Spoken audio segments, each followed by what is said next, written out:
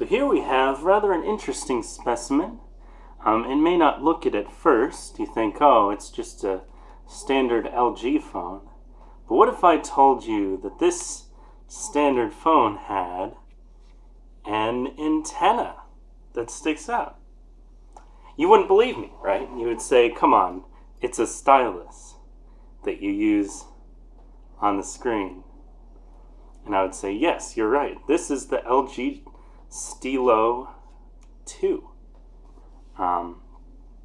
Pretty much what you're looking at is a similar to design to the LG, like the G3 series, basically.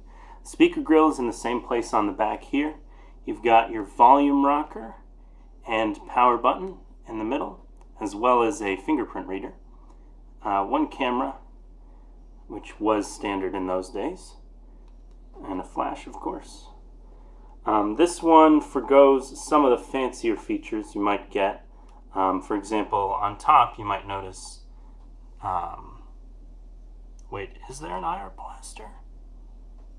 Okay, so there is an IR blaster on top. I was wrong. It's right there. It's a little dot. Let's see. On the bottom you have your standard stuff. Micro USB charger, which is what they used to use. Microphone and your 3.5 millimeter headphone jack. Let's open this bad boy up and see what we've got. Here's the battery. You'd actually have to remove the battery in order to get access to the SIM slot, and then above it the micro SD card slot. So this was a phone that I used for some time as well. I think around a year-abouts. It's got a Mediatek processor in it, and it's one of the lower range ones, so it's not the snappiest little thing. I think still stuck on Android 7, which is pretty out of date at this point, because they've released Android 8 and 9, and they're going to release Android 10 soon.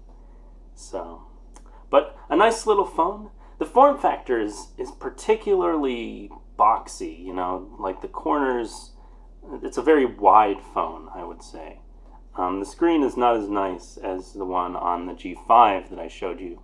That one was Quad HD, or 2K resolution. This one, this is, I think 720, maybe it was 1080 actually. Maybe it's 1080p, but not a great screen. Obviously, I won't turn it on for you because it's waterlogged. Yes, this phone fell in water, and it hasn't worked since. I thought maybe I could replace the battery and get it to function again. I did that, no dice. So that's too bad.